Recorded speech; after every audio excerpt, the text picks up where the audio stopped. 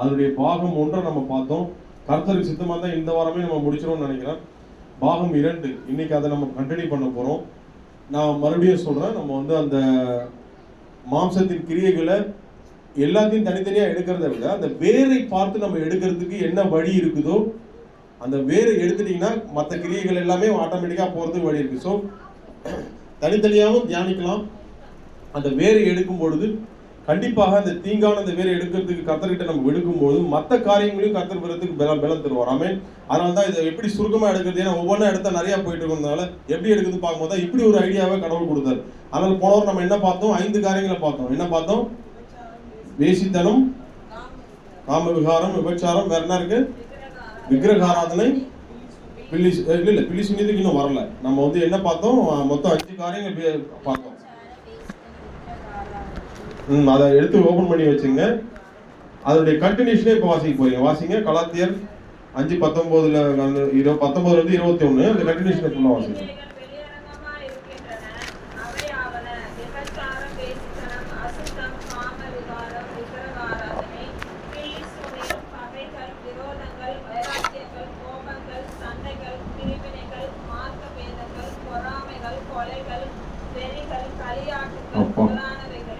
இப்படிப்பட்டவைகளை செய்கிறவர்கள் தேவனுடைய ராஜ்யத்தை சுதந்தரிப்பதில்லை என்று.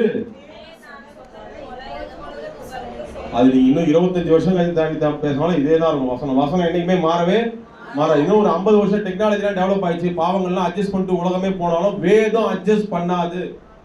100 வருஷம் கழிச்சு போனாலும் உலகத்துல 75% பாவத்தோட ஒத்து வாழ்ந்தாலும் கூட 25% கர்த்தருடைய சமூகத்துல அதோட ஒத்து வாழக்கூடாத ஜனங்கள் இருக்கதான் செய்வாங்க. ஆமென். அல்லேலூயா. ஒருவேளை வருகை தாமதிக்குமானால், ஏன்னா கர்த்தருடைய வார்த்தை என்றும் மாறாது. அது பரிசுத்தத்துக்காக வைராகியமாக நிற்கிற வேதம்.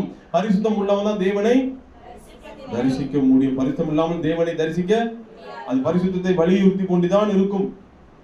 இன்னைக்கு பாருங்க, பரிசுத்தத்தை குறித்து வலியுறுத்தும் ஆட்கள் குறைவு. அதை குறித்து கவலைப்படாதீங்க. தெய்வத்துக்காக நம்ம இருக்கணும். அல்லேலூயா. அவங்களையும் ஆசீர்வதிச்சு கர்த்தர் அவங்க உள்ளத்தை தூண்டி கொண்டு வரணும். அவங்க இருதயம் கடினப்பட்ட அந்த இருதயத்திலிருந்து அவங்க விலக்கி கர்த்தர் தான் கொண்டு வரணும் அந்த கடினத்தை. ஓகேவா? நம்ம இந்த செய்திக்கு நேராக கடந்து போகலாம். இப்ப பாருங்க, என்ன போன வாரம் நம்ம வந்து இந்த மாம்சத்தின் கிரியைகளை எதிர்க்கிறதுக்கு ஒரு ஷார்ட்கட்னா எல்லாமே அது பயன்படும். இதை பயன்படுத்தும் போது மற்றவர்களும் பயன்படும். விசுவாசம் என்னும் கேடகம் போன வாரம் நம்ம பார்த்தோம்.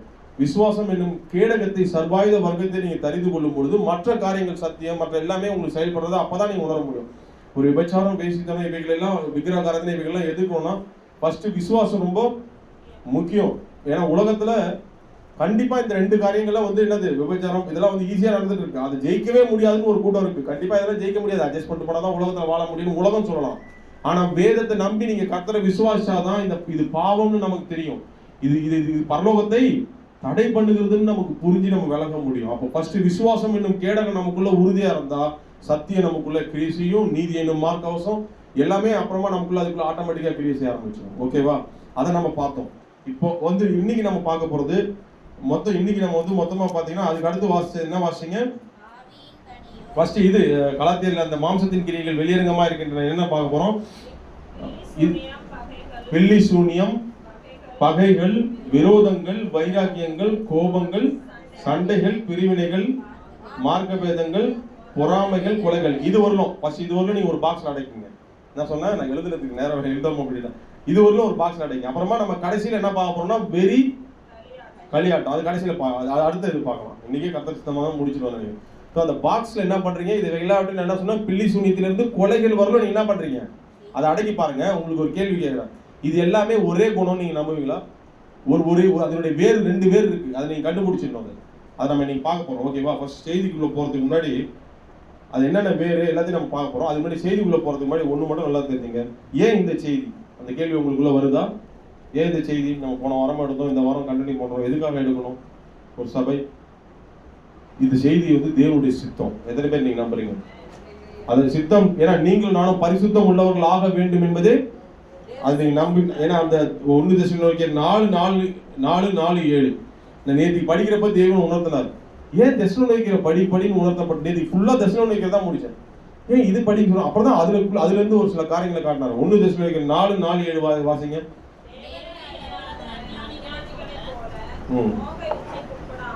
இதில் அதுக்கு முன்னாடி நீங்கள் பரிசு 4:7மா நீங்கள் பரிசுத்தம் உள்ளவர்கள் ஆக வேண்டும் என்பதே இப்ப புரிஞ்சுங்களா? இப்ப செய்தி எதுக்குன்ற கேள்விக்கான பதில் கிடைச்சிருச்சா? நீங்கள் நானும் என்னவா இருக்கு? பரிசுத்தம் உள்ளவர்கள் ஆகிட்டு இன்னைக்கு நான் ஆயிட்டம் பிரதர் அப்படி சொல்லவே முடியாது. பரிசுத்தம் உள்ளவன் இன்னும் அந்த நினைவோடு கூட இந்த செய்திக்குள்ள நம்ம நுழையணும். ஓகேவா? ஏதோ நம்ம வந்து இருக்கிற அசட்டை அதுல வாசிச்சீங்களா? என்னது அசட்டை? என்னது 4:7 இல்லையா? அசட்டை. போதும் சிஸ்டர்.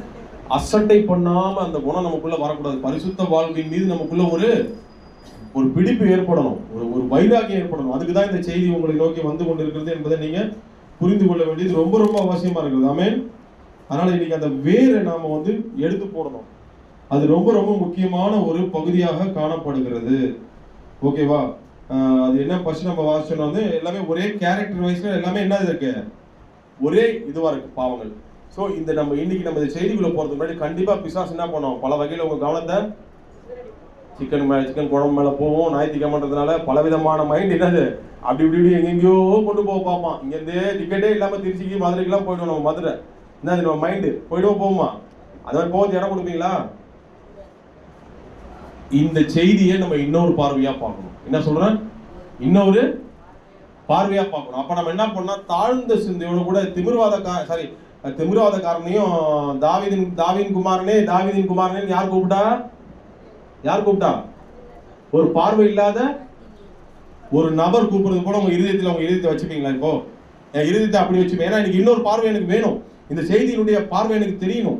நான் இன்னும் வந்து என் பிரச்சனைகள் என்னுடைய கவலைகள் என்ன குறிச்சே கவலைப்பட்டு நான் உட்கார்ந்துட்டு இருக்கேன். அது ஒரு பார்வையாவே போயிட்டு இருக்கு. அந்த பார்வை இல்லை. இந்த பார்வை என்ன பார்வை? ஆவிக்குரிய வாழ்க்கையில மேம்படுகிற அந்த பார்வை, ராஜ்யத்துக்கு தகுதிப்படுகிற பார்வை. அந்த பார்வை எனக்கு வேணும். தாவீதின் குமாரனே எனக்கு இறங்கும். ஏன்னா தடை வரதான் செய்யும். நீங்க உள்ளுக்குள்ளேயே தடைகள் இருக்கும். உங்களுக்குள்ள சீடர்களே தடை பண்ணாங்க. ஏன் அவர் சும்மா போட்டு தொந்தரவு பண்றன்ற மாதிரி. ஆனாலும் அவர் விடாம நீ அப்பதான் பரிசுத்த வாழ்வு உங்களுக்கு வரும். கரண்ட தட்டி தேவை அந்த மேம்படுத்தாம அப்பதான் பரிசுத்த வாழ்வு வரும். எனக்கு தாவீதின் குமாரனே எனக்கு பரிசுத்தத்தை குறித்த பார்வையை தாங்க ஆண்டவரே. எப்பவுமே என் பிரச்சனை என் கவலையிலே உட்கார்ந்துடுற ஆண்டவரே. அதனால என்னால பரிசுத்த வாழ்வு குறிச்சு அக்கறை இல்லாம இருக்குதுப்பா. இன்னைக்கு உங்களுடைய வருகை வந்தா நான் எப்படி எடுத்துக்கொள்ளப்படுவேன்? பரிசுத்தத்தை குறிச்சு இவ்வளவு காரியங்கள் மாம்சத்தின் கைகள் வெளியரங்கமா இருக்குது. நாங்க கேர்லெஸ்ஸா இருக்கக்கூடாது ஆண்டவரே. அப்ப அந்த பார்வை வேணுமா வேணாமா? அந்த நினைவோடு கூட உள்ள நுழைவோம். திமிர்வாதக்காரன் ரொம்ப பிடிக்கும் தெரியுமா? நமக்குள்ள என்ன இந்த பிரச்சனைகள் கவலைகள் இதெல்லாம் நம்மள வந்து ஒரு விதமான வாதம் வந்த மாதிரி நம்ம என்ன பண்ணுது, கடவுளை நோக்கி ஜெபிக்க முடியும். இந்த பரிசுத்தத்துக்காக ஜெபிக்க முடியாத அளவுக்கு கை காலையும் மடக்கி போட்டு எத்தனை பேர் நம்புறீங்க? அநேக வேளைகளில் பரிசுத்தத்துக்காக வைராகியம் பாராட்ட முடியாதபடிக்கு நம்முடைய கைகள் கால்கள் என்ன பண்ணிருது, சுயம் என்கிற அந்த கூரை நமக்குள்ளேயே அந்த கூரையை போட்டுட்டு இயேசுநாதர் உள்ளதான் இருக்கிறார், அவரே பார்க்க முடியும். நமக்குள்ளேயே ஒரு கூரை, ஏன் பிரச்சனை என் கவலையே விட்டு கொண்டு போக பாக்குறேன். வேணாம், அந்த கூரையை என்ன பிரிச்சிடலாமா? அது திமிர்வாதக்காரன் எங்க இறக்குனாங்க? உள்ள இறக்கிறது போல நம்ம இன்னைக்கு நம்ம இருதயத்துல நம்ம அவர்கிட்ட ஒப்பு கொடுக்கலாமா?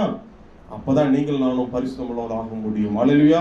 ஏன்னா நம்ம பிரச்சனைகள் நம்மளை போட்டு மயக்கிடும், அப்படியே உட்கார வச்சிடும். அதுக்காக இல்லை, நம்ம பரலோக ராஜ்யத்தை அடைபவர். இந்த உலகத்திலே உட்கார்ந்து குண்டு சட்டைக்கு இல்லைன்றது குதிரை ஓட்டுறவங்களா நம்ம இங்க இல்லை. ஆகையால் அந்த ராஜ்யத்துக்கு தகுதிப்படணும்னா இந்த சிந்தையோட இந்த ஜபத்தோடு கூட நுழைவோம். நான் அந்த பார்வையற்றவனை போல நிற்கிற ஆண்டவர், எனக்கு பார்வையை தாங்க ஆண்டவரே. என் திமிர்வாதக்காரன போல இருக்கேன், எனக்கு இத்தனை நாள் அதை என்னுடைய திமிர்வாதத்தை எடுத்து போடுங்க ஆண்டவரே. எனக்கு இருதயத்தை நல்ல நிலமா மாற்றி கொடுங்க ஆண்டவர். ஓகேவா? கர்த்தர் நடத்துவாராமே. இப்ப நான் சொன்ன கேரக்டர் வைஸ்ல போன காரியங்களும் ஒரே மாதிரி தான். எப்படி ஸ்பிரிச்சுவல் அடல்ட்ரி ஒன்று, விக்கிரக ஆராதனை, பிசிக்கல் அடல்ட்ரி, அது ரெண்டுமே ஒரே கேரக்டர் வைஸ்ல ஒன்னாந்ததுனால ஒரு பாக்ஸ்ல அடக்கி சொல்லியாச்சு உங்களுக்கு. இந்த வாரம் என்னது, மற்ற எல்லா காரியங்களும் நீங்க யோசிச்சு பாருங்களேன். பில்லி சூன்யம் என்ன சொன்ன, கொள்ளைகள் வரணும். நீங்க வச்சுங்க ஒரு கோடு போடு, பில்லி சூன்யத்துல இருந்து கொள்ளைகள் வரணும். அந்த வெறின்னு இருக்கு பாருங்க, அதை குறிச்சு நான் உங்களுக்கு சொல்றேன் என்னன்றது. வெறி கல்யாட்டு லாஸ்ட்ல இந்த பில்லி சூன்யத்திலிருந்து கொலைகள் வரணும். ஒரு பாக்ஸ்ல நீங்க வீட்டுல நான் எழுதுறதுக்கு மாதிரி நீங்க வீட்டுல போய் ஒரு பாக்ஸ்ல போட்டு வச்சுங்க. இப்ப நான் உங்ககிட்ட கேள்வி கேட்கிறேன், இது எல்லாத்துக்கும் வேர்கள் இதுலயே இருக்கு. அது என்ன நீங்க கண்டுபிடிக்க பார்க்கலாம். Very good. ஒரு கிளாஸ் பண்ணிக்கலாம் அக்காவுக்கு, கீழாக்காக்கு. எங்க இருந்து ஆரம்பிக்குது அந்த வேறு? அப்ப இந்த ஃபர்ஸ்ட் வேர் என்ன? இன்னொரு வேர் இருக்கு, கண்டுபிடிங்க. 2 வேர் இருக்கு. அதை நீங்க எடுத்துட்டீங்கன்னா அந்த வேரை உயரோட புடிங்கிட்டீங்கன்னா மற்ற எல்லா காரியங்களும் போயிடும். Very good. கரங்களை தட்டலாமா? அல்லையா? கரங்களை தட்டவே இல்லையே, என்கரேஜ் பண்ணலாமே. ஏன்னா உங்களுக்கு கவனிக்கிறீங்களா இல்லையான்னு பார்க்கணும். அப்போ பில்லி சூன்யம் இது எல்லாத்துக்குமே அடிப்படை காரணங்களை நம்ம புரிஞ்சு அதை எடுத்துறதுக்கு கர்த்தர்கிட்ட விட்டீங்கன்னா கண்டிப்பா இந்த மற்ற காரியங்கள் உங்களுக்குள்ள செயல்படாத அளவு கர்த்தர் அதை நீக்கி போட்டுருவார். புரியுதா? எதையுமே நம்ம வேரோடு எடுக்கிறதுக்கு பழக்கம். நல்லா கவனிங்க. அப்பதான் பாவம் வந்து முழுமையா நீங்க இயேசு கிறிஸ்து பேசும்போது அவர் வேரோட பாவத்தை எடுக்கிறவரா காணப்படுறாரு. அதனாலதான் நீங்க கவனிக்கணும். கோபம், பொறாமை. இந்த கோபத்தை குறித்து இயேசு கிறிஸ்து சொல்லும்போது எப்படி சொல்றாரு பாருங்க. மத்தேயு 5ல ஸ்ட்ரைட்டாவே அவர் சொல்லிடுறாரு. கொலை, அதாவது நம்ம அந்த கோபம், அந்த பில்லிசூனியம்ன்றது முதல்ல இருக்கு. அது எங்க போய் நிறுத்துது? கொலை வரலும் வந்து கொடுப்பார். அதனால தெய்வன் ஸ்ட்ரைட்டாவே சொல்லிடுறாரு, கொலை செய்யாது இருப்பாயாகன்னு உங்களுக்கு பூர்வதாருக்கு சொல்லப்பட்டதை நீங்க கேள்விப்பட்டிருப்பீங்க.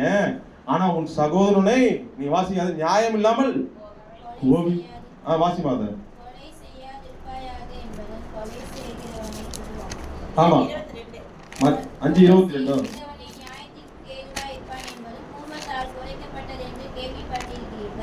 நான் உங்களுக்கு சொல்லுகிறேன், தன் சகோதரன் நியாயமில்லாமல் கோபித்துக் கொள்பவன் நியாய தீர்ப்புக்கு ஏதுவாயிருப்பான். தன் சகோதரனை மீனன் என்று சொல்லுகிறவன் ஆலோசனை சங்கத்திற்கு ஏதுவாயிருப்பான். மூடனே என்று சொல்லுகிறவன் போதும்.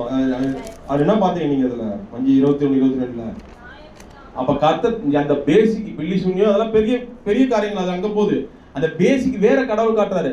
நீ முதல்ல நியாயம் இல்லாம கோவப்படுறியப்பா, அது கொலை வரலாம் கொண்டு போயிடுது. அதனால தான் ஆண்டவர் ஸ்ட்ரைட்டாவே கொலைப்படிக்கு ஒப்பிட்டுட்டாரு. என்னது போட்டிருக்கு? இப்ப நீங்க பாத்தீங்களா இத்தனை மாம்சக்கிரியைகள அந்த வேர் எப்படி எடுக்கிறார் பாருங்க. கர்த்தர் எப்படி வேர் எடுக்கிறார், அதுதான் சூப்பர். எனக்கு ரொம்ப பிடிக்கும். என்ன சொல்றீங்க? அந்த வேர் எப்படி அழகா எடுக்கிறார். முதல்ல போய் உன் கோபத்தை தணிச்சிட்டு வந்து காணிக்க. அந்த கோபம் வந்து எது வரலாம் கொண்டு போகுது? கொலை வரலும் கொண்டு போறாங்க. கர்த்தர் ஸ்ட்ரைட்டாவே சொல்றாரு, கொலை செய்யாது இருப்பாயன்னு சொல்றல. கொலையே இதுதான் முதல்ல. இது கொலைக்கு ஒப்பான இது. அந்த வேரே அதான். அந்த வேரை நீ என்ன பண்ற? முதல்ல எடுத்து, யார் மேல கசப்பு அந்த வேர் இருக்கு, அந்த கசப்பு வேரை முதல்ல எடுத்துட்டு வா, நான் காணிக்கைய வாங்கிக்கிறேன். இப்ப புரியுதா? அந்த வேரை நம்ம எடுக்கிறதுக்கு விட்டு கொடுக்கணும். இன்றைய தினத்துல வந்த நாம இந்த பில்லி சூன்யங்கள்லாம் பாக்குறோம். இத்தனை பகைகள், விரோதங்கள், வைராக்கியங்கள், இதுக்கெல்லாம் அடிப்படை காரணமே முதல்ல கோபம் தான். கோபம், பொறாமை. இது ரெண்டு காரியங்களும் பிரிக்கவே முடியாது. ரெட்ட சகோதரனது என்ன சொல்றதுங்க, அது ட்வின்ஸ் மாதிரி. இது இந்த ரெண்டு காரியங்களையும் ஃபர்ஸ்ட் இதை உங்ககிட்ட ஒரு கேள்வி கேட்கிறேன். ஃபர்ஸ்ட் இதை நம்ம வந்து ஒரு போராட்டமா நம்ம பார்க்கணும். எத்தனை பேர் இதை போராட்டமா பாக்குறீங்க? எத்தனை பேர் இதை போராட்டமா பாக்குறீங்க? வாழ்க்கையில இந்த போராட்டத்தை சந்திக்கவே இல்லையா நிறைய பேர்? நம்ம பிரச்சனைகளே ஒரு பக்கம் 1000 ஓடிக்கிட்டு இருக்கு. அதை பார்க்கறதுக்கே நமக்கு நேரம் இங்கே இல்லை. இந்த பரிசுத்தத்தை குறித்து எனக்கு இருந்தான்னா இல்லைன்னா நம்ம வாரம் சர்ச்சை நடக்குது, நம்ம போவோம், உட்காரோம், நம்ம ஆண்டோடைய வார்த்தையும் பரிசுத்தத்தை குறித்து நமக்கு என்ன அதை பத்தி ஆக்குற? பரிசுத்தம் தான் அவங்களை எங்க கொண்டு போவோம். ஃபங்க்ஷன் நடக்குது, கிறிஸ்துமஸ் மாசம் நடக்குது, வருஷம் நடக்குது, இதெல்லாம் போதும், இதுவே அட்டன் பண்ணா போதும். அப்படி இல்லை.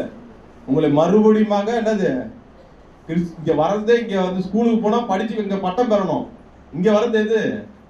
பரிசுத்த வாழ்வு அடைஞ்சு நீங்க பரலோக ராஜ்யத்துக்கு போகணும். அதுக்குதான் நீங்க வரீங்க. அதுக்காக தான் இந்த சபை நடக்குது. எத்தனை பேர் நம்புறீங்க? பவுல் சொல்றாரு பாருங்க.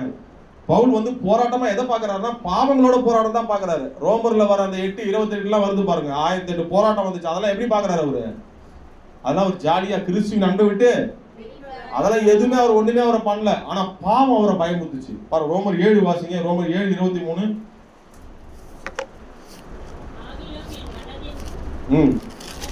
வாசிங்கம்மா.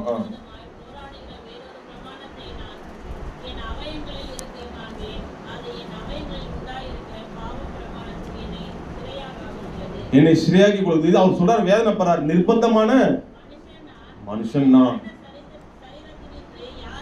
விடுதலையாக்கப்படும். பாத்தீங்களா? அவர் என்ன சொல்றாரு பாருங்க 25ல. அவர் பிராக்டிகலா அவர் பிரச்சனைகளை ஷேர் பண்றாரு. நம்முடைய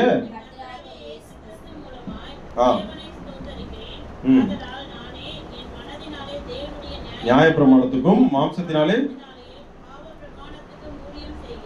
அவ்வளவு பயப்படுறாரு பாவத்துக்கு. அப்படி இருந்த மனுஷன் நீங்க ரோமர் 8 தயவுசெய்து ஹோம்வொர்க் கொடுக்குறேன், வீட்டுல போய் வாசிங்க. பாவத்திலிருந்து விடுதலை அடைஞ்சு கிறிஸ்துவினால விடுதலை ஆக்கப்பட்டதை குறித்து அங்க பேசுறாரு. ஆவியின்படி வாழும் பொழுது அதுல சமாதானம் இருக்கிறத அவர் ஃபீல் பண்றாரு. அதெல்லாம் ஃபீல் பண்ணி ஆவியின் சிந்தையும் அதெல்லாம் அவர் அனுபவிக்க ஆரம்பிச்சாரு. ஆனாலும் அவர் பயப்பட்ட காரியத்தை கவனிச்சிங்களா? எதுக்கு பயப்படுறாரு? எதுக்கு பயப்படுறாரு? மாம்சத்தின் கிரியைகளுக்கு பயப்படுறாரு.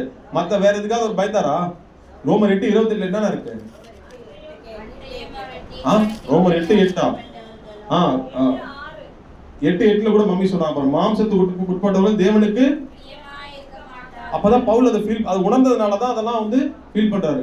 ஃபீல் பண்ணி அனுபவிக்கிறதுனால தான் பேசுறாரு. இதை நீங்களும் நானும் புரிஞ்சுக்கணும். அல்லேலூயா. புரிந்து கொள்வது மாத்திரம் இல்ல, அவர் அந்த ரோமர் 8:28 சொல்றாரு பாருங்க, அத்தனை போராட்டங்கள் வந்து கூட அதெல்லாம் ஒரு போராட்டமாவே என்ன பண்ண கன்சிடரே பண்ணிக்கல. அதெல்லாம் அவர் வந்து என்னது அவருடைய வைராக்கியத்தை பட்டை தீட்டு போவையா காணப்படுது. புரியுதா? அதெல்லாம் பரிசுத்த வாழ்வுல இன்னும் மேம்பட அவருக்கு பட்டை தீட்டுறதுக்கு உதவியா இருக்குது. அந்த அந்த அந்த அந்த உபத்திரவங்கள், பாடுகள், நிர்வாணம், நாசமோசம் எது வந்து அவர் ஒண்ணுமே கிறிஸ்துவின் அன்பை விட்டு. ஆனா பாவத்தை குறித்து அவர் பயப்படுறாரு. பாவம் வந்து ஐயோ இந்த பாவம் மோசமா இருக்கு, நிர்பந்தமான மனுஷன் சொல்லி அவர் ஃபீல் பண்றாரு.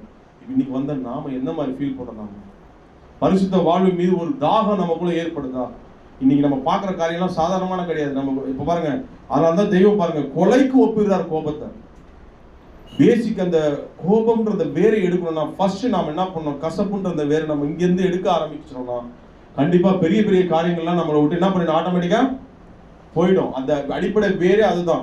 அதை நீங்க புரிந்து கொண்டீங்கன்னா கண்டிப்பா சக்சஸான ஒரு ஸ்பிரிச்சுவல் லைஃபை நீங்க வாழலாம். பாருங்க, ஒவ்வொரு உதாரணங்களை தான் நான் காட்ட போறேன். அப்படியே நான் உங்களுக்கு சொல்லிட்டு போறேன். காயின் உதாரணம் எல்லாருக்குமே தெரியும். அந்த அடிப்படை வேர் பாருங்க எப்படி கேரிய செய்து பாருங்க. அந்த முதல்ல கோபம் பிறந்த வரலாறு தெரியுமா எல்லாருக்கும்? அது எங்கிருந்து பிறகுதுன்னா பொறாமையில இருந்து பிறகுது. அடுத்த ஒரு வேர் இருக்கு. என்ன சொன்ன? 2 வேர் சொன்னேன். ஒன்னு கோபம், ஒன்னு பொறாமை. இதெல்லாம் ரெட்ட சகோதரர் மாதிரி. இந்த 2 வேரை எடுத்துட்டீங்கன்னா மற்ற எல்லா மாம்ச கிரியைகளும் மேல இருக்கிற மாதிரி இன்னைக்கு பாக்குறதெல்லாம் போயிடும். ஓகேவா? ஃபர்ஸ்ட் ஆதியாகமம் எடுத்துங்க. 4வது அதிகாரமாமா? ஆதியாகமம் 4வது அதிகாரம் எடுத்துங்க. 5ஆம் வசனம் வாசிங்கம்மா.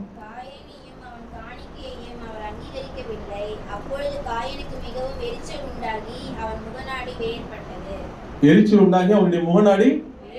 இங்கதான் பொறாமை. இதுக்கு பேர் என்ன? நான் மூத்தவன், என் தம்பி இவனுடைய காணிக்கைய வாங்கிட்டீங்க. முதல்ல பொறாமை அங்க கிரியேட் ஆகி அது எப்படி கோபமா வருது பாருங்க. பாருங்க என்ன கோபமா வருது பாருங்க. அப்போ வந்து தெய்வம் ஒரு வார்த்தை சொல்றாரு, நீ நன்மை செய்தால்,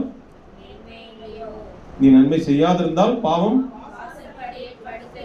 அப்படி சொல்லிட்டு. அப்ப 8ஆம் வசனம் வாசிங்க. அங்க எப்படி அங்கதான் கோபம்.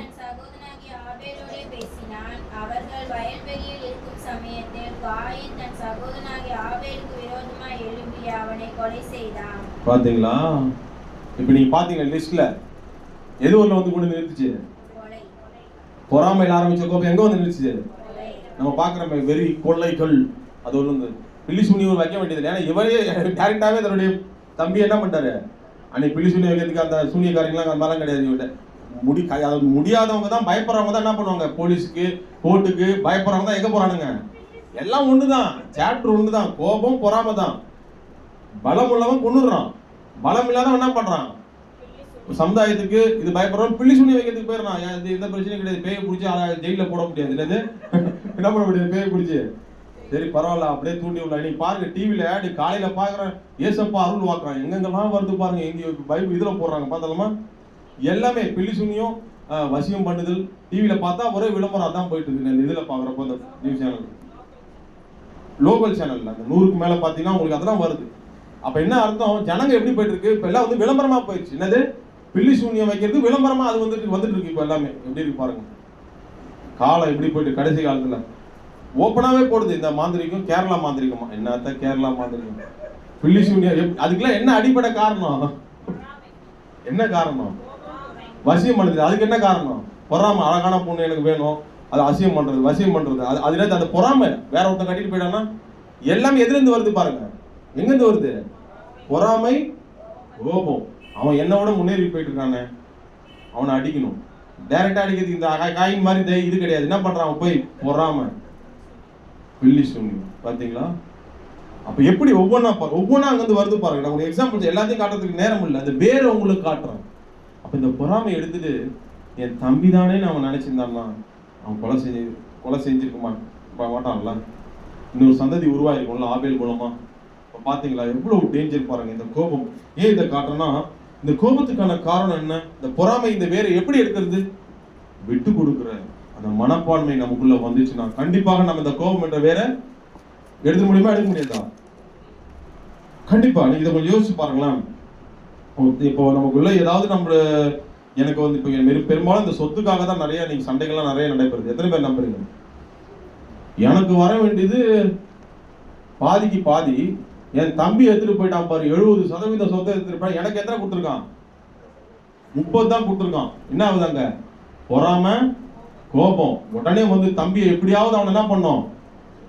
ஆனா அதுவே ஆண்டவராகிய இயேசு கிறிஸ்து நம்ம ஏற்றுக்கொள்ளும் பொழுது நம்ம மனசு எப்படி இருக்கணும், நம்ம இந்த இடத்துல நம்ம வந்து அந்த இடத்துல என்ன பண்ணோம், என் தம்பி தானே, எடுத்துட்டு போட்டோம், 30% தானே, எனக்கு எவ்வளவு லாஸ் சொல்லுங்க போனா, எத்தனை லாஸ், அந்த 20% என் பாசம், இந்த 30% அதுவும் ஒரு 30% எடுத்துக்கோ, 50 இன்னும் கொஞ்சம் எடுத்துக்கோ, எனக்கு ஏசப்பா இருக்கிறார், ஆமே நல்ல கரங்களை தட்டி தேவன் நம்ம மேம்படுத்தலாமா, எனக்கு ஏசு இருக்கிறார், அந்த மகா பெரியவர் அப்படின்னு சொல்லிட்டு நீ எனக்கு அவரை விட வேற யாரும் ஒரு பெரிய சொத்து நீ எடுத்துட்டு போனா எடுத்துட்டு போ, சந்தோஷமா இருக்கு. ஆனாலும் கூட நான் என் தம்பியே நேசிப்பேன், உன்னை பார்த்து நான் சந்தோஷம் தான் படுவேன். அதுதான் கிறிஸ்துவின் சிந்தை. ஹல்லேலூயா. அதுதான் ஆவியின் சிந்தை. இப்போ வாசிங்களே, அதுதான் ஆவியின் ரோமர் 8 விட்டு கொடுத்து வாழும் பொழுது அந்த இடத்துல கோபம் மறைகிறது. அதுக்கு ஒரு எக்ஸாம்பிள் காட்டி நான் உங்களுக்கு அடுத்தடுத்த எக்ஸாம்பிள் சொல்லி நான் முடிக்க போறோம். ஒவ்வொரு எக்ஸாம்பிளையும் நம்ம கத்துக்கிறோம், இந்த வேரை எப்படி எடுக்கணும். இந்த வேரை எப்படி ஆபிரகாம் எடுத்தார் தெரியுமா? சூப்பரான ஒரு மனுஷன் ஆபிரகாம். இந்த வேரை எடுக்கிறதுக்கு ஆபிரகாம் பண்ண விஷயங்கள் என்ன தெரியுமா? ஆதியாகமம் 13ஆம் அதிகாரம் எடுங்க.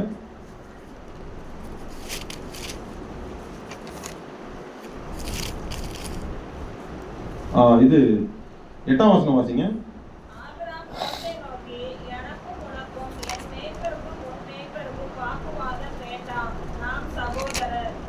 பாருங்க, இந்த இடத்துல ஆபிரகாம் என்ன சொல்றாரு? ஒரு பெரிய சந்ததிக்கான பகையே அவர் தடுத்தார். என்ன பண்றாரு? கரெக்டா இல்லையா? ஒரு பெரிய சந்ததியில ஒரு பெரிய பிரச்சனையா இருக்கும், பின்னால பல பேர் பேசிப்பாங்க, இது ஒரு பெரிய பேச்சு பொருளா இருக்கும். கரெக்டா இல்லையா? முதல்ல விட்டு கொடுத்துட்டாரு. என்ன பண்ணாரு? வாக்குவாதம் உனக்கு எனக்கும் வேண்டாம்ப்பா, பரவாயில்ல, நான் உன் மேல வச்சிருக்கிற நேசம் ரொம்ப பெருசு, நாம் சகோதரர். அவர் சொல்றதை கவனிங்க, நாம் யாரு? அதனால தயவு செய்து உனக்கு பிடிச்சது நீ என்ன பண்ற, எதுவா இருந்தாலும் எடுத்துக்கோ, நீ எந்த பக்கம் போனா நான் இந்த பக்கம், இதுதாங்க விட்டு கொடுக்குறது. கரங்களை தட்டி தேவன் நாமத்தை மகிமைப்படுத்தலாம். இந்த குணம் எனக்கு வேணும் ஆண்டவரே இன்னைக்கு சொல்லி போங்க. கோபம் போயிடும், வைராக்கியம் போயிடும், எல்லாத்தையும் போய் யார் என்ன என்கிட்ட எடுத்து போனாலும் பரவாயில்ல, கர்த்தர் அவங்களை ஆசீர்வதிக்கட்டும். என்னடா இவன் பைத்தியக்கார மாதிரி பண்ணிட்டு இருக்கிறானே பாக்குறவங்க பேசுவாங்க. இந்த காலத்துல ஒரு புத்தி இல்லாதவனா இருக்கிறானே, இருக்கிறதையும் புடிங்கிட்டு போயிடுறானே, இந்த காலத்துல ஒரு புத்தி இல்லாம இருக்கிறானே, எல்லாத்தையும் கொடுத்துட்டு வேற ஏசப்பா ஸ்தோத்திரம் வீட்டுல பாட்டு பாடிட்டு இருக்கிறானே, என்ன எப்படி இவனால பாட முடியுது? நமக்கு அந்த ஹார்ட் பீட்டே எகிருதீங்க. என்னது? என் ஆசை பணத்துல இல்லைங்க, வேறு ஒரு ஆசை இல்ல இயேசு ராஜா, உம்மை தவிர அந்த மனது வந்துருச்சுன்னா எல்லாத்தையும் விட்டுடுவீங்க. யார் எடுத்துட்டு போனாலும் நீங்க அதை பத்தி கேரே பண்ண மாட்டீங்க. ஹல்லேலூயா. அவங்களை ஆசீர்வதிச்சு இதையும் விட்டுட்டு போறப்பா, எடுத்துட்டு போ, காட் பிளஸ் யூ, உங்களுக்கு எல்லாமே தேடி வரும்படி கொண்டு வருங்க. எத்தனை பேர் விசுவாசிக்கிறீங்க?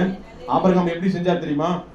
எப்படி செஞ்சாரு? அடுத்த 13ஆம் அதிகாரம் எடுங்க, 15ஆம் வசனம் வாசிங்க. நீ பார்க்கிற இந்த பூமி இருக்கும்படி கொடுத்து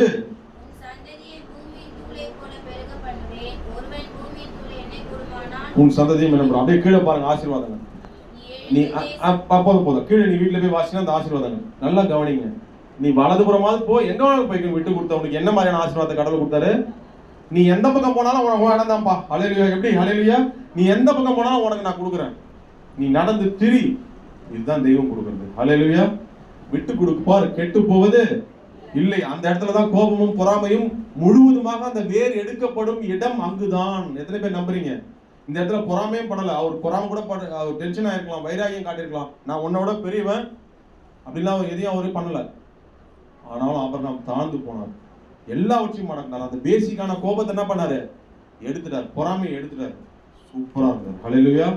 இப்போ உங்களுக்கு சொல்றேன், இப்ப நான் என்ன சொன்னேன், இத்தனை காரியங்கள் இருக்கு, லிஸ்ட் போட்டு சொல்லிட்டேன். பிள்ளை சொன்னதுல இருந்து எது வரலாம் சொல்லியிருக்காங்க, கொலைகள் வரலாம் இருக்கு. இதெல்லாம் எடுக்கிறதுக்கு ஆவியின் சர்வாயுத வர்க்கத்தை இவங்க பயன்படுத்தி இருக்காங்க. அது என்னன்னு காரணம் தெரியுமா? அந்த 3 நீங்க அதிகமா பயன்படுத்துறீங்கன்னா மற்ற ஆயுதங்கள் நீங்க பயன்படுறதை நீங்க பாப்பீங்க. போன வாட்டி நம்ம என்ன பயன்படுத்தணும்? விசுவாசம் என்கிறத நீங்க அதிகமா பயன்படுத்தும் போது மற்ற காரியங்கள் நம்ம பயன்படுறது அந்த காரியங்களுக்கு பார்த்தோம், 5 காரியங்களுக்கு. இந்த வாரம் என்ன பார்க்க போறோம்னா, வாசிங்க, எபேசியர் எடுத்துங்க. சத்தியம் என்னும்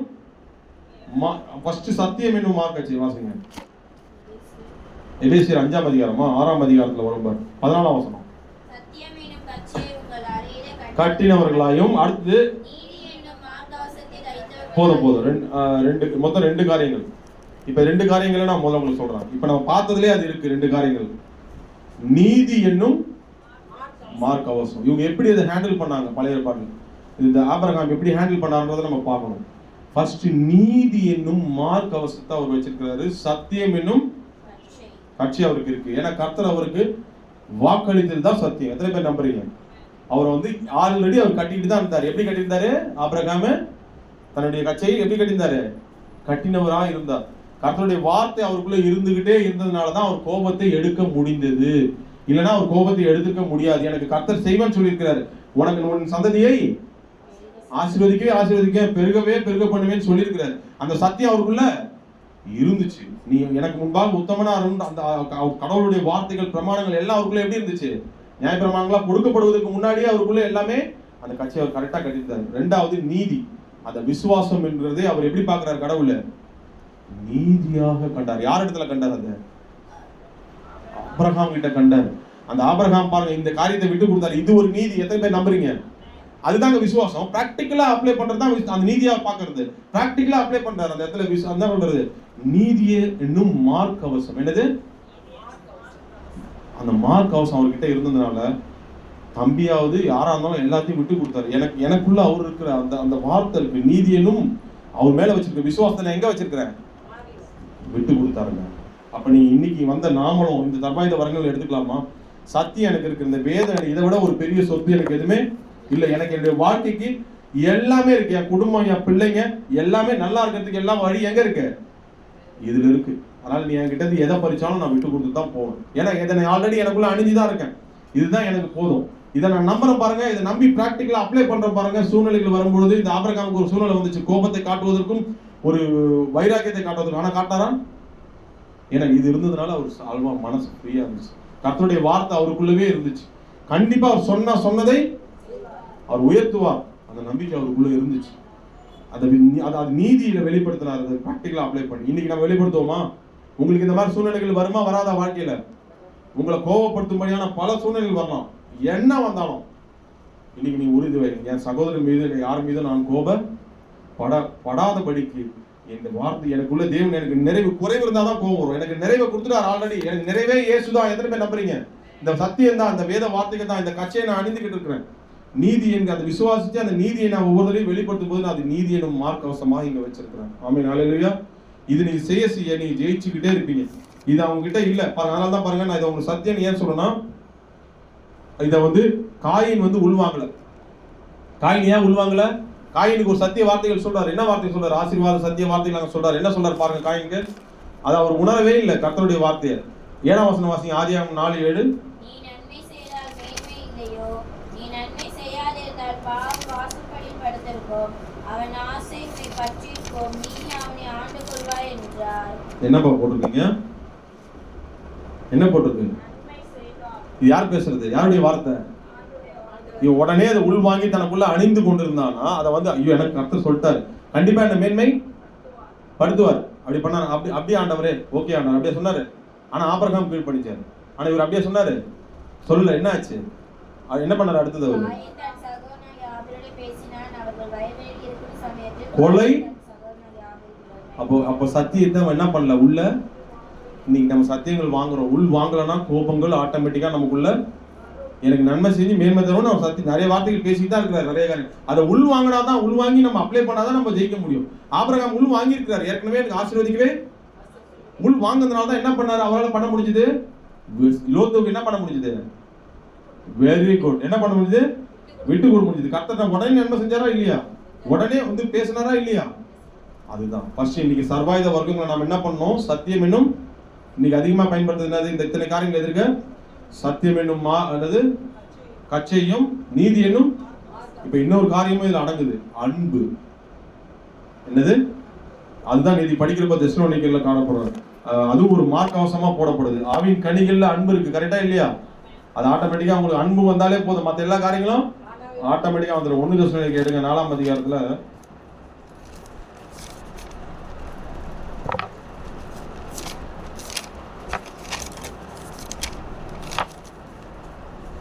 1:6 வாசி. 1:6 இல்லம்மா, சாரி.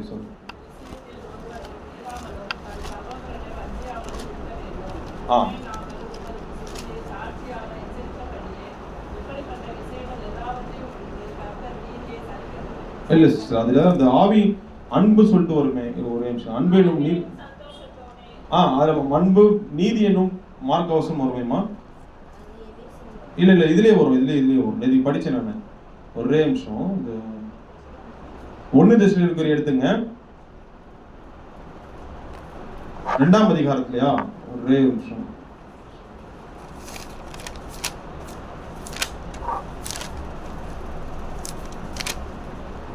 ஓகே, அது உங்களுக்கு போறதுக்கு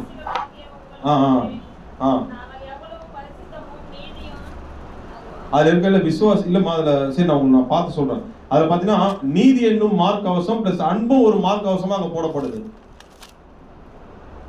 ஒரே நிமிஷம், நமக்கு நேரம் ஆயிட்டு இருக்கு. நான் உங்களுக்கு அதை எடுத்து போறதுக்குள்ள நமக்கு பாருங்க, அந்த தெசலோனிக்கேயர்ல பாருங்க பொறுமையா எடுத்து வச்சிருந்தேன். சரி, ஓகேவா? இப்ப நம்ம பார்த்த உதாரணத்துல நம்ம புரிந்து கொண்ட காரியங்கள் என்ன? ஆவியின் அந்த சர்வாயுத வர்க்கத்தை நம்ம அணிந்து கொள்ளும் பொழுது கண்டிப்பாக இந்த காரியங்கள் நம்ம என்ன பண்ண முடியும்? இந்த கோபத்தை எதிர்க்க முடியும். அந்த சர்வாயுத வர்க்கங்கள்ல 2 காரியம் சொல்லிருக்கேன். என்ன சொன்னேன்?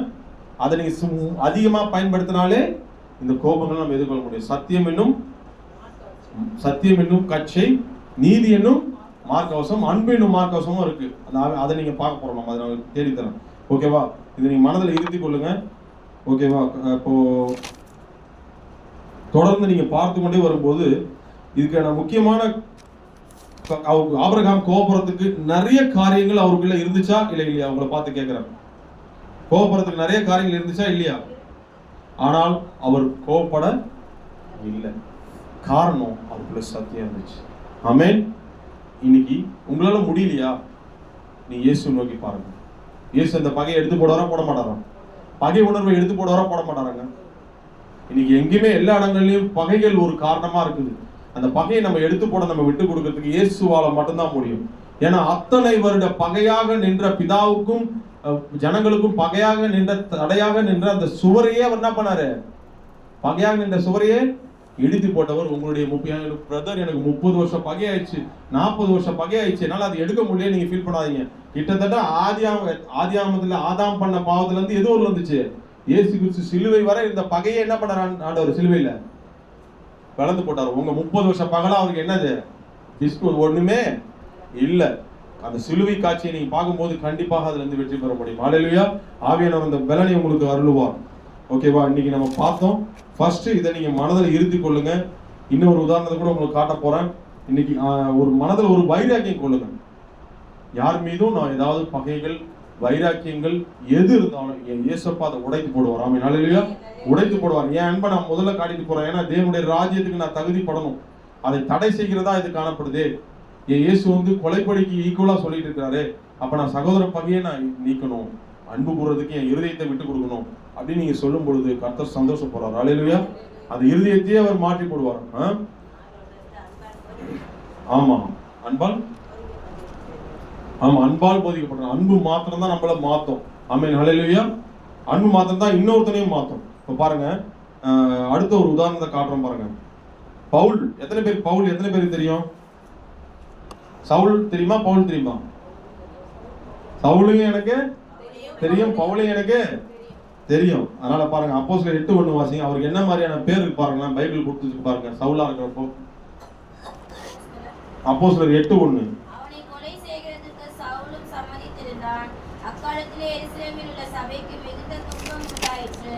அப்போஸ்தலர் தவிர மற்ற யாவரும் யூதேயா சமாரியா தேசங்களில் சிதறப்பட்டு போனார்கள். அந்த வசனம் 1 தெசலோனிக்கேயர் 5. நான் முன்னாடி சொன்னேன்ல, சாரி, அன்பும் ஒரு மார்க் ஆகும் சொன்னேன்ல, அதை நீங்க நோட் பண்ணீங்க. 1 தெசலோனிக்கேயர் 5:8 இருக்கு. யாராவது எடுத்தவங்க வாசிங்க. முக்கியமா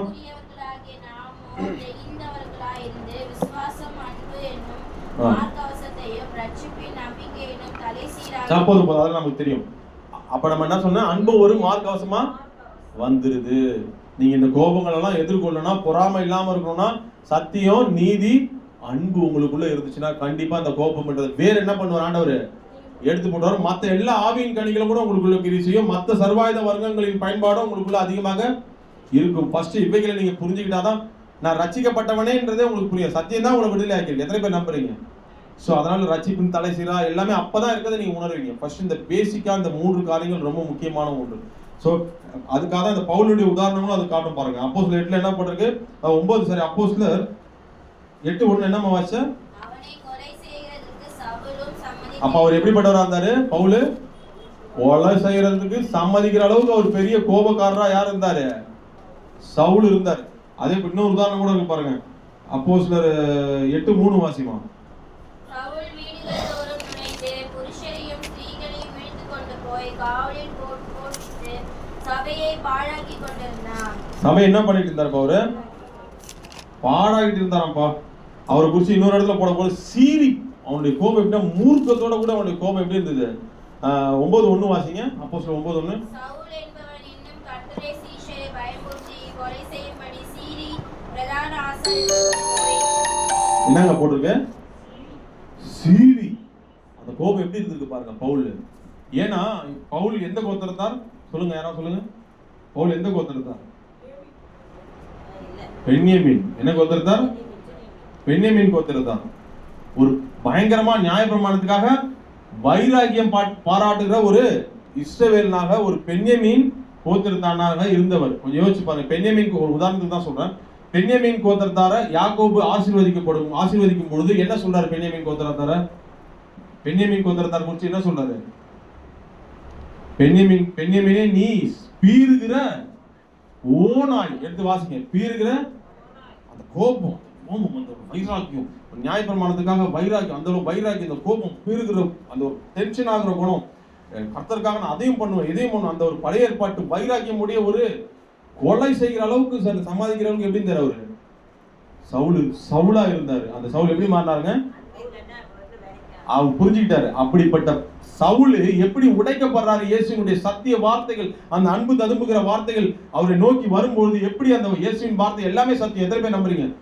அந்த வார்த்தை உள்ளுக்குள்ள வந்து அவர் உடைக்கப்படும் பொழுது அவர் எப்படி மாறாரு? சின்ன பிள்ளை போல மாறார். வாசிங்க.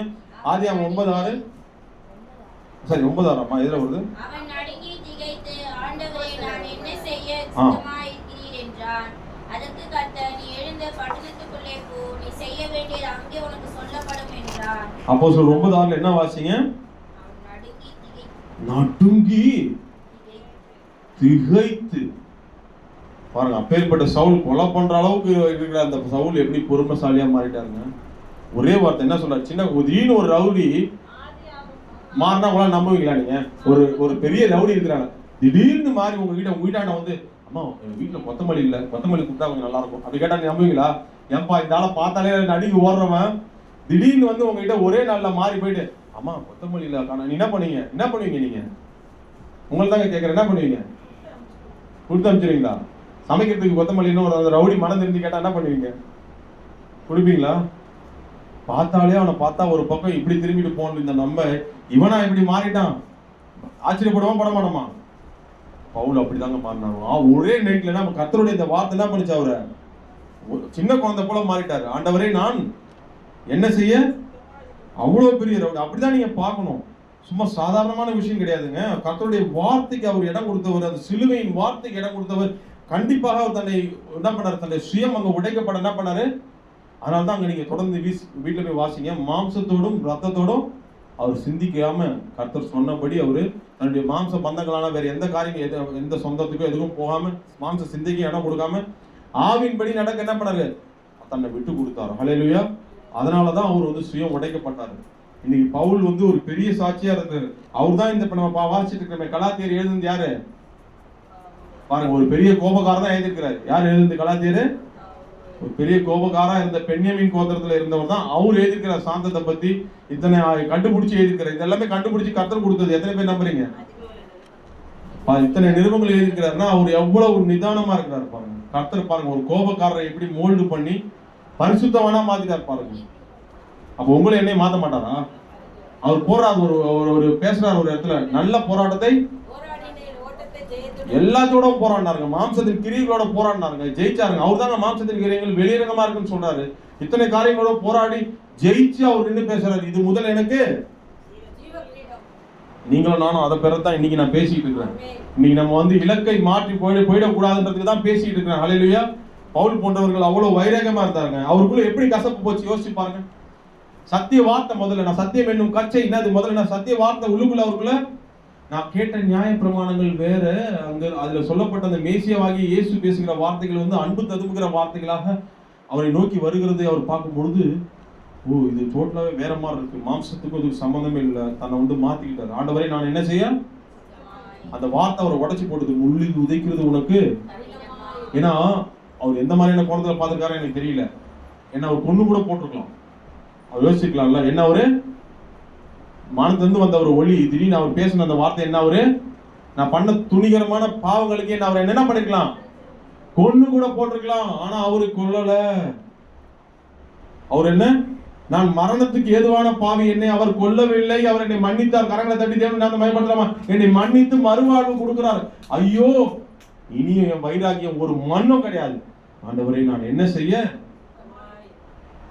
ஒண்ணுதான் போட்டு. ஏன்னா அவர் உடனே அவர் மனசுக்குள்ள ரிலே ஆயிட்டு இருக்கும் எல்லாமே. நான் எவ்வளவு கொலை பண்ணிருக்கேன், பரிசுத்தவானாகிய ஸ்தேவான. கொஞ்சம் யோசிச்சு பாருங்க, ஒரு மனுஷன் ஒரு ஒளி பேசுறாரு, கடவுள் என்ன ஒரு தண்டிக்க தானே வருவாங்க.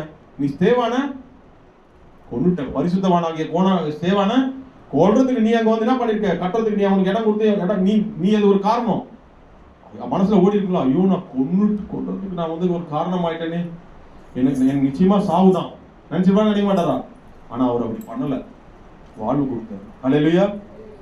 உணர்த்தி திருத்தினார். சத்தியம் உடைச்சு திருத்த. எத்தனை பேர் நம்புறீங்க? சத்தியம் உடைத்து அவனை உருவாக்கும். உங்களை இன்னைக்கு உடைக்கப்படுறதுக்கு விட்டு கொடுங்க, உங்களை உடைத்து உருவாக்கும். அல்லேலூயா. வைராகியம், எத்தனை வருஷம் வைராகியம். பவுல் சடனா உடைச்சு போட்டார். கமாலியல் பாதத்துல உட்கார்ந்து வைராகியமா இருந்து படித்த அந்த படிப்புகள் எல்லாவற்றையும் கூட தன்னுடைய உடைச்சு போட்டு கர்த்தருக்காக விட்டார். அல்லேலூயா. உங்களால என்னால விட முடியாதா? இன்னைக்கு விட்டு கொடுப்போம். எத்தனை வருஷம் கோபம் யார் மேல இருந்தாலும் எனக்கு எல்லாரையும் நான் நேசிக்கணும் ஆண்டவரே. எதிரியை கூட நீங்க நேசி சொல்லிருக்கீங்க, உங்கள் சத்துருக்களை நான் நேசிக்கணும் ஆண்டவரே. அந்த உள்ளத்தை எனக்கு தாங்கப்பா. அந்த உள்ளத்தை தரவல்ல நான் உங்களை விட்டுட்டு போக மாட்டேன் ஆண்டவரே. ஹல்லேலூயா. நீங்க அதை உணர்ந்து கொள்ளுங்க, நீங்க பயப்படாதீங்க. இன்னைக்கு இந்த இந்த இந்த காரியத்துல நம்ம ஒரு பலப்பட்டவர்களாக தான் நம்ம போனோம். ஏன்னா நம்ம ராஜ்யத்துக்கு தகுதிப்பட வேண்டியது ரொம்ப முக்கியம். ஃபர்ஸ்ட் சத்தியம் என்னும் கட்சியை உள்ள கிரியை செஞ்சுதான். அடுத்து என்னது, நீதி. நீதி அவருடைய எல்லா பகுதிகளிலுமே அவர் நீதியை வெளிப்படுத்தி தான் இருந்தார் பவுல். பாடுகளில் வரும்பொழுது எல்லாவற்றும் தன்னுடைய விசுவாசத்தை ஆபிரகாமை போல எல்லாவற்றையும் அவர் வெளிப்படுத்தி தான் இருந்தார். எதுலையுமே அவர் கிவ் அப் கொடுக்க, அந்த விசுவாச வார்த்தையோட வைக்கல, அது கிரியையை வெளிப்படுத்தினால தான் அவர் நீதியாக காணப்பட்டது. அன்பை குறித்து இவரை போல வேற யாருமே, இவர் தான் இந்த தெசலோனிக்கேயர எழுதுந்தே. அந்த அன்பு எப்படிப்பட்ட அன்பு தெரியுமா பவுலுக்கு? அந்த வசனத்தை வாசிங்க, கலாத்தியர்ல. தன்னுடைய எல்லா சுயத்தையும் தூக்கி சிலுவையில அரை அளவுக்கு இருந்துச்சுங்க. இன்னைக்கு நீங்க நானும் அதான் பண்ண போறோம். கலாத்தியர் எடுங்க, 24ஆம் வசனம். கிறிஸ்துவனுடையவர்கள்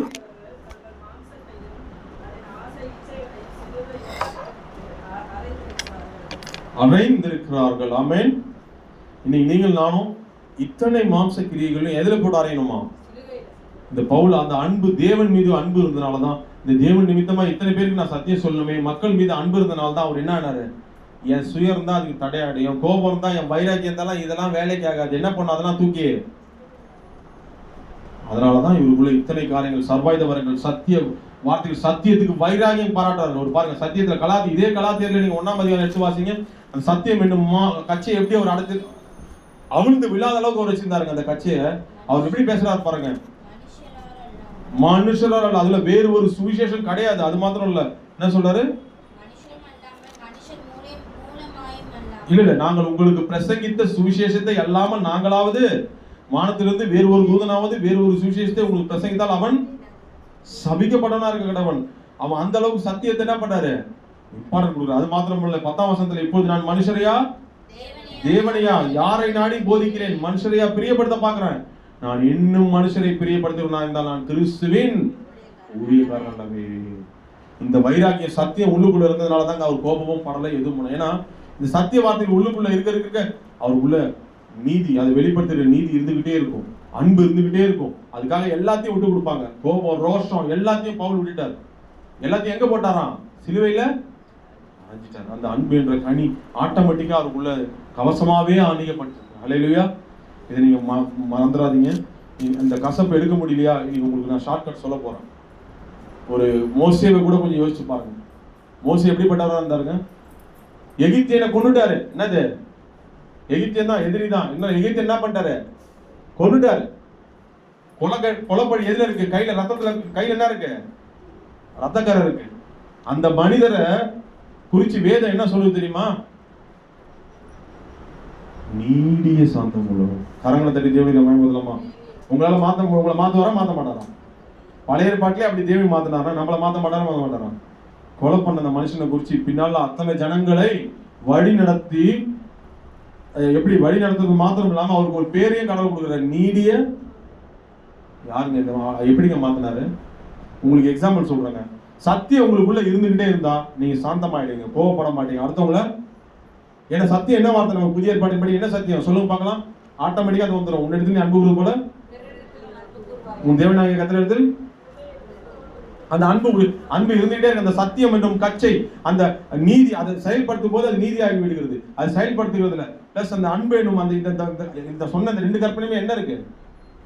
அன்பு இருக்கு. அந்த அன்பு வந்துட்டாலே ஆவின் கனிகள் எல்லாமே ஆட்டோமேட்டிக்கா, இந்த 2 கற்பனை நீங்க கடைபிடிச்சாலே ஆவின் கனிகள் எல்லாமே வந்துடும். அப்ப நீங்க புரிஞ்சுக்கிட்டீங்களா? அப்ப இந்த அன்பு இந்த மோசேஸ் கிட்ட இது இருந்துச்சா இல்லையா? அவங்க கிட்ட ஒரே ஒரு கேள்வி கேட்கறேன். இந்த மோசே பவுல் உதாரணம் பார்த்தோம், அவருக்கும் அந்த அன்பு இருந்துச்சு. மோசஸ்க்கு இருந்துச்சா இல்லையா? பவுலுக்கு சிலுவையில அறைய அளவுக்கு இருந்துச்சு. மோசஸ்க்கு அவருக்கு விரோதமா என் பேரையே கிறுக்கி போடுங்க ஆண்டவரே. இந்த ஜனங்க மேல அவர் அனுபவிச்சிருந்தாரு, அந்த தெய்வத்தோட அவ்வளவு அனுபவிச்சிருந்தாரு. இதுக்கெல்லாம் காரணம் என்னன்னு சொல்லுங்க. ஃபர்ஸ்ட் அவருக்குள்ள சத்தியம் என்னும் கட்சி உறுதியா இருந்துச்சு. எதை போய் நம்புறீங்க?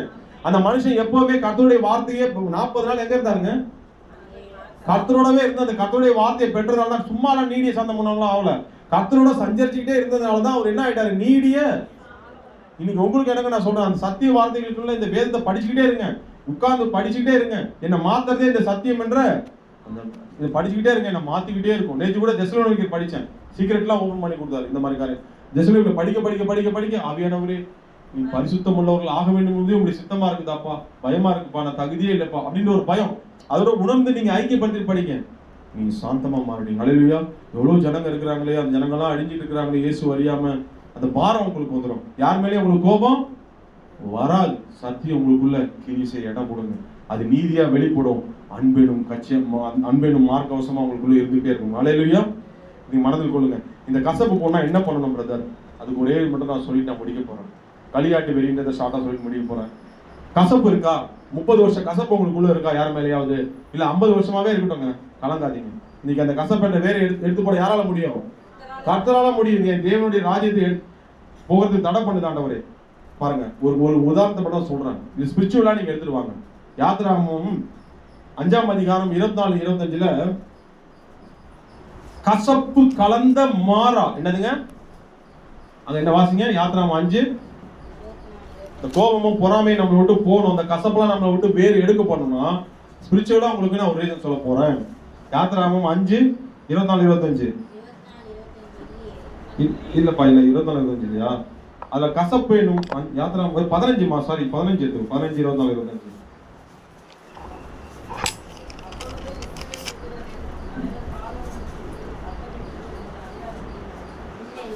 அப்பொழுது ஜனங்கள் மோசேக்கு விரோதமாய் முறுமுறுத்த எண்ணத்தை குடிப்போம் என்றார்கள். மோசே கர்த்தரை நோக்கி கூப்பிட்டான். அப்பொழுது கர்த்தர் மோசேக்கு ஒரு மரத்தை காண்பித்தார். அதை அவன் தண்ணீரில் போட்ட உடனே அது மதுரமான தண்ணீராயிற்று. அவர் அங்கே அவர்களுக்கு ஒரு நியாயத்தையும் கட்டளையிட்டு அங்கே அவர்களை சோதித்து போதும். அந்த நீருக்கு பேர் என்ன பேரு? கசப்பு கலந்த மாறாவிலே. கசப்பு கலந்தா என்ன இருக்குது? அந்த தண்ணி எப்படிப்பட்டதா இருக்கு? அங்க என்னத்தை போட்டார் ஆண்டவரு? இன்னைக்கு பவுல்லாம் நம்ம கேட்டோமே, சிலுவை மரத்தில் தொங்கின அந்த இயேசுவின் வார்த்தை அவர் இருதயத்தில் பட பட பட பட அவர் பரிசமாயிட்டார். கரெக்டா தண்ணி நம்ம பயன்படுத்தலாமா? சிலுவை மரத்தில் தொங்கின இயேசுவின் வார்த்தைகளுக்கு இன்னைக்கு நீங்க இடம் கொடுக்குறீங்களா? 30 வருஷம் பகைமை கொண்ட கசப்பு உங்களை விட்டு போயிடாது, மதுரமான மாறாவாக மாறி அவன் மேல அன்பாக மாறிடும். கரங்களை தட்டி தேவன் நாமத்தை பயன்படுத்தலாமா?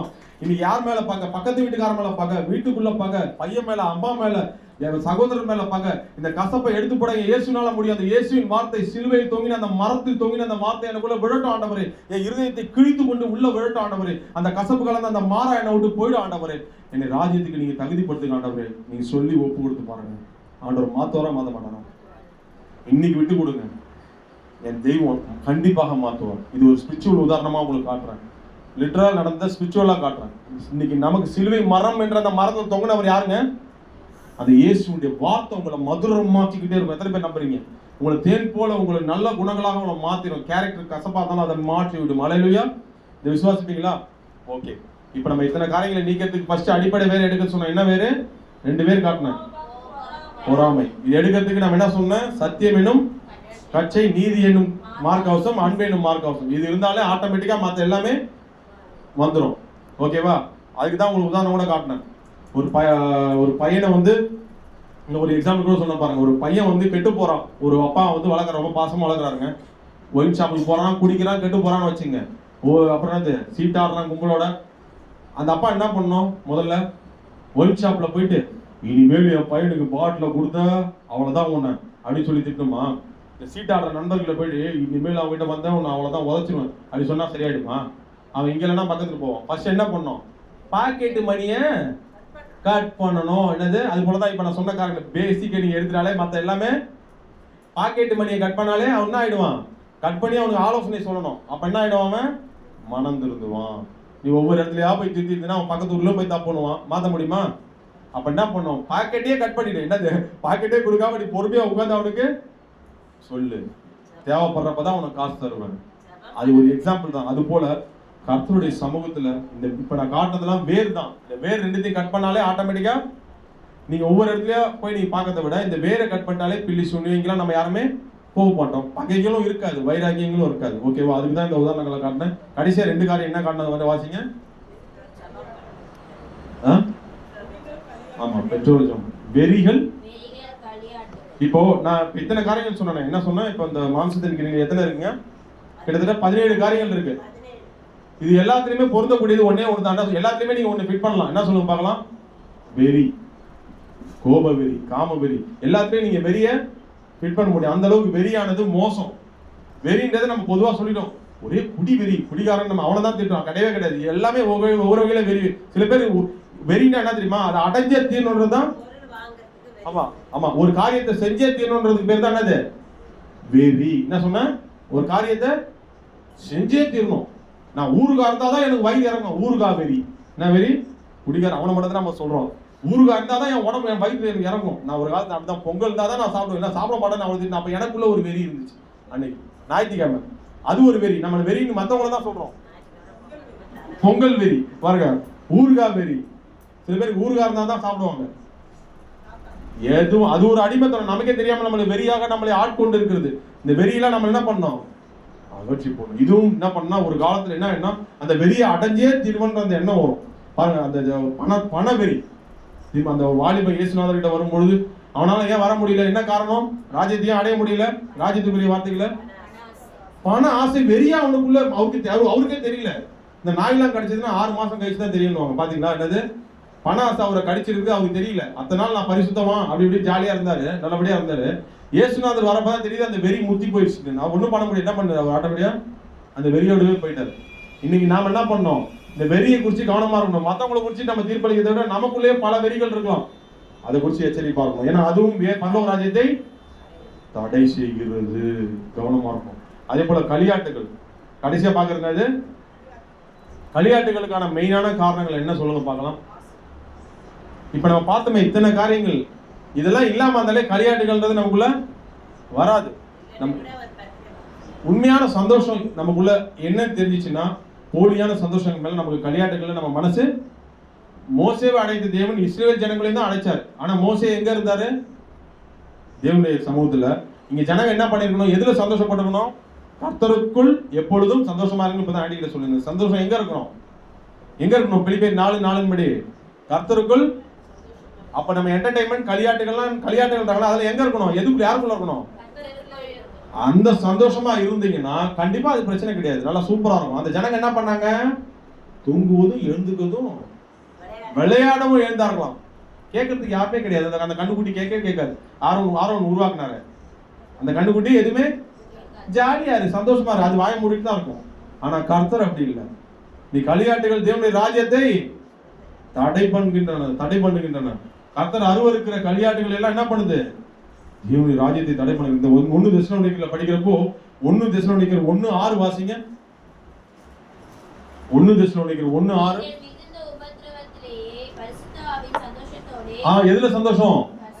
எதுல சந்தோஷம்? பரிசுத்த ஆவியின் சந்தோஷம். வேத வசனத்தை படிக்கிறது சந்தோஷம். கர்த்தருக்குள் மகிழ்ச்சியா இருப்பதே என் பலன். கர்த்தருக்குள் மகிழ்ச்சியா இருப்பதே என் பலன். புரிஞ்சுக்கிட்டீங்களா? அந்த கடைசியில களியாட்டுகள்னு வரும்பொழுது நம்ம மனசு உலகம் இழுக்க பார்த்துக்கிட்டே இருக்கும். உலகத்தின் ஆசைகளை இச்சைகள்லாம் காட்டுறப்பெல்லாம் கர்த்தர் இயேசு கிறிஸ்து என்ன சொல்றாரு? அப்பாலே போ சொல்லிக்கிட்டே இருங்க. தேவனுடைய ராஜ்யத்துக்கு நீங்க தூரமானவர்கள் அல்ல, நான் தூரமானவர்கள் அல்ல. ஏன்னா இவைகள்லாம் நம்மளை பயமுறுத்துகிற காரியம், மாம்சத்தின் கிரியைகள்லாம் நம்ம பார்த்துட்டோம். இவைகள்லாம் வெளியரங்கமா இருக்குன்னு வேதம் சொல்லிடுச்சு. ரொம்ப ஜாக்கிரதையா இருப்போங்க. கடைசி காலம் வந்துருச்சு. ஆண்டவருடைய வருகை, மனம் திரும்புங்கள், பரலோக ராஜ்யம். அந்த அழைப்பை நம்ம மறந்துடக்கூடாதுங்க. அந்த ராஜ்யத்துக்கு நம்ம தகுதிப்படணும்னா, இன்னைக்கு நம்ம பார்த்தோமே, போன வாரம் பார்த்தோமே, மாம்சத்தில் இருக்கிறீங்களா அத்தனையும் வெளியரங்கமா இருக்கு. தயவு செய்து கண்ணை மயக்கிற அளவுக்கு அது ஒரு கனியா இல்ல, அது வெளியரங்கமா இருக்கு. கனியா இருந்தது ஆதாம் ஏவாளுக்கு கனியா இருந்துச்சு. அது வந்து சாப்பிடறதுக்கு, இது சாப்பிடுற பொருள் இல்ல, இது சாப்பிடுற பொருள் இல்ல. ஜனங்க அதை வந்து சாப்பிட்டு விரும்பி சாப்பிடுறது கூட சாப்பிடுறாங்க. இது அத்தனையும் பரலோக ராஜ்யத்தை நேரடியாக தடை செய்கின்றன என்பதை வேதம் காட்டுகிறது. இதை உணர்ந்து நம்மள ஆவியையும் நம்ம ஆத்மாவையும் அவர்கிட்ட சரீரத்தையும் ஒப்பு கொடுப்போம். 1 கொரிந்தியர் 6ஆம் அதிகாரத்தில் இதை மட்டும் வாசிச்சு முடிக்கலாமா? 6ஆம் அதிகாரம் எடுங்க. இதன்படி என் மாம்சம் என் சரீரம் இருக்கும்படியாக கர்த்தர் கிருபை செய்தவர்கள் ஒண்ணு ஜெபிப்போமா? 1 கொரிந்தியர் 6ஆம் அதிகாரம் 19-20. உங்கள் சரீரமானது நீங்கள் தேவனாலே பெற்றும் உங்களில் தங்கியும் இருக்கிற பரிசுத்த ஆவியினுடைய ஆலயமாய் இருக்கிறது என்றும் நீங்கள் உங்களுடையவர்கள் அல்லவென்றும் அறியீர்களா? ஆமென், ஹல்லேலூயா. வேதத்துக்கு கொல்லப்பட்டீர்களே, ஆகையால் தேவனுக்கு உடையவர்களாகிய உங்கள் சரீரத்தினாலும் உங்கள் ஆவியினாலும் தேவனை மகிமைப்படுத்துங்கள். யாரை மகிமைப்படுத்தணும்? தேவனை மகிமைப்படுத்துங்கள். அப்ப புரிஞ்சுட்டீங்களா? அப்ப இதெல்லாம் வரணும்னா, இப்ப நான் இவ்வளவு காரியங்கள் உங்களை விட்டு போகணும்னு சொல்லிட்டேன். ஒரு இடத்துல ஒரு தீமை அகற்றப்படும் பொழுது நம்ம வேத பாடத்துல வாசிச்சோம், என்ன வாசிச்சோம்? தீமை அகற்றப்பட்டுச்சுன்னா அங்க என்ன வரணும்னா, உடனே ஒண்ணு வந்து பேஸ்ட் ஆயிடணும். உடனே ஒண்ணு வைக்கணும். இல்லைன்னு வச்சுக்கலாம், பிசாசு என்ன பண்ணுவோம்? அந்த இடத்துல காலியான இடத்துல என்ன பண்ணுவான்? போய் 7 ஆவிகளை மறுபடியும் கொண்டு வர மாதிரி, நீ பாவ பழக்கத்துல இருந்து விடுதலை அடைஞ்சிட்டீங்கன்னா மறுபடியும் உடனே ஒரு ஆவியின் கனிகள், அதுதான் கலாச்சாரம் சொல்லப்படுது. அதை மட்டும் வாசிங்க. அந்த ஆவியின் கனிகள் முதல்ல அன்புன்ற மார்க்கவசம் வந்தாலும் எல்லாமே வந்துடும். அந்த ஆவியின் கனிகள் மட்டும் வாசிக்கணும். அன்பு, சந்தோஷம், சமாதானம், நீடிய பொறுமை, தயவு, நற்குணம், ஆமென். விசுவாசம், சாந்தம், இச்சையடக்கம். இப்படிப்பட்ட கிரியைகள் உங்களை பரலோகத்துக்கு கொண்டு போகின்றன. பரலோக ராஜ்யத்தை தடை பண்ணுகிறவர்களை குறித்து பேசிட்டேன். உங்களை கொண்டு போகிறவர்கள் இவைகள் தான். இதை உங்க மனசுக்குள்ள பேஸ் பண்ண ஆவியானவருக்கு இடம் கொடுங்க. ஆமென். அதனால தான் ரோமர் 8:13 சொல்லப்படுது. தயவு செய்து மறந்துடாதீங்க. இன்னைக்கு நம்ம பார்த்த காரியங்கள் எல்லாவற்றிலும் நமக்கு விடுதலை தருகிற ஒரு வசனமாகவும் இது காணப்படுகிறது. மாம்சத்தின் கிரியைகளை ஆவியினாலே, ஆமென். அப்ப ஆவியானவர் உங்களுக்கு உதவி செய்வார். ஆமென். விசுவாசி ஒப்பு கொடுப்போமா? கர்த்தர் உங்களை ஆசீர்வதிப்பார். God bless you. உங்கள் அன்பின் பிதாவே, இயேசு ராஜா, பரிசுத்த ஆவியானவரே, அப்பா, நாங்கள் வந்தது வீணல்ல, எங்களை ராஜ்யத்துக்கு நீங்க தகுதிப்படுத்துறீங்க. ஏன்னா நீர் இந்த உலகத்துல வந்து செய்த முதல் பிரசங்கமே மனம் திரும்புங்கள், பரலோக ராஜ்யம் சமீபமா இருக்குதுன்னு நீங்க சொல்லியிருக்கீங்க. நாங்க எங்க பிரச்சனைகள், எங்க பிள்ளைகளுடைய பிரச்சனைகள், எங்க கவலைகள்லயே எங்க மைண்ட போட்டு அடக்கி வைக்கிற அந்த பிசாசின் தந்திரத்தை இந்த வேளையில நசரேயனாகிய இயேசுவின் நாமத்துல கடிந்து கொள்கிறோம். பரிசுத்த வாழ்வை குறித்து ஒரு தாகம் எங்களுக்குள்ள வரணுமே ஆண்டவரே. இப்படி வருகை இன்னைக்கோ நாளைக்கோ இருக்குது ஆண்டவரே. நாங்க எங்க காரியங்கள் எல்லாம் ஓரம் கட்டி வச்சிருக்கோம். அதை நீங்க பாத்துப்பீங்க. அதுக்கு நீங்க வேதத்துல நிறைய சொல்யூஷன் சொல்லிருக்கீங்க. கர்த்தர் மேல் உன் பாரத்தை வைத்து விடு, அவர் உன்னை ஆதரிப்பார், நீங்க நிறைய சொல்லிட்டீங்க ஆண்டவரே. ஆனா இந்த காரியத்துல நீங்க தானப்பா எங்களை நித்திய ஜீவனுக்கு கொண்டு போக முடியும். பேதுரு சொல்றது போல இந்த வேலையை நாங்க சொல்றோம்ப்பா, உம்மிடத்து தானே நித்திய ஜீவ வசனங்கள் உண்டு, உம்மை விட்டுட்டு நாங்க எங்க ஆண்டவரே போவோம்? எங்களை பரிசுத்தப்படுத்துங்கப்பா. பரிசுத்தப்படுறதுக்கு எனக்கு உதவி செய்யணும்னு சொல்லியிருக்கிறீங்க. யோவான் 14ஆம் அதிகாரத்தை சொல்றீங்களே, எங்களால ஒன்றும் பண்ண முடியாதுன்னு சொல்றீங்க. ஆனாலும் நீங்க எங்களுக்கு உதவி செய்யறதா சொல்றீங்களா ஆண்டவரே? கனிகளை உண்டு பண்ண நான் உதவி செய்யணும்னு சொல்றீங்களேப்பா. இன்னைக்கு நாங்க வந்த ஒவ்வொருவரும் ஆண்டவரே அப்படியே வந்து அப்படியே போய் ரிப்பீட்டா அப்படியே வராம ஒரு அப்டேட்டடான ஒரு வாழ்க்கைக்குள்ள கடந்து போக எங்களுக்கு கர்த்தர் கிருபை செய்திருங்க. ஒரு புதுப்பிக்கப்படுகிற ஒரு வாழ்க்கைக்குள்ள பரிசுத்த வாழ்வில் நாங்க மேம்படணும். கோபம், கசப்பு, விபச்சார சிந்தனைகள், பொல்லாத நினைவுகள், வெறிகள், களியாட்டு இவர்களெல்லாம் விலகி இருக்கணும்னு வேதம் சொல்லுது. நாங்க இவங்களை குறித்து அக்கறையற்றவர்களாக இருந்தோம்னா தேவனே உங்களுடைய ராஜ்யம் வரும்பொழுது நாங்கள் கைவிடப்பட்டு போயிடுவோமே. தெய்வமே, இதை நாங்கள் புரிந்து கொண்டு எங்களை திருத்திக் கொள்ள எங்களுக்கு கர்த்தர் கிருபை செய்துள்ளங்க. நீங்க அநேக வழிகளை வச்சிருக்கிறீங்க. நீங்க உண்மையே தந்திருக்கிறீங்க. உங்களுடைய சத்திய ஆவியானவரே எங்களுக்கு தந்திருக்கிறீங்க. அந்த ஆவியானவருடைய அபிஷேகத்தை நாங்கள் ஒவ்வொரு நாளும் அனுபவித்து ஆவியின் பட்டயத்தை கொண்டு இவைகளை எதிர்த்து சர்வாயுத வர்க்கங்களை கொண்டு ஆண்டவரை விசுவாசம் என்னும் கேடகத்தை, நீதி என்னும் மார்க்கவசத்தை, அன்பு என்னும் மார்க்கவசத்தை, சத்தியம் என்னும் கட்சியை உறுதியாக பிடித்துக் கொண்டவர்களாக இந்த காரியங்களை எதிர்க்க எங்களுக்கு கிருபை செய்துள்ளங்க. உங்களுடைய நாமம் மாத்திரம் மயப்பட்டோம். நான் ஆண்டவரே அப்பா எங்களுடைய தேவைகள் எங்களுடைய எல்லாவற்றையும் சந்தித்து எங்கள் பிரச்சனைகள் எல்லாவற்றையும் நீக்கி போட்டு ஆண்டவரே நீங்கள் தான்ப்பா துணையாக இருக்கணும். உங்களுடைய நாமம் மாத்திரம் மயப்படுவதாக இயேசு மூலமே ஜெபிக்கிறோம் எங்கள் நல்ல பிதாவே. ஆமென்.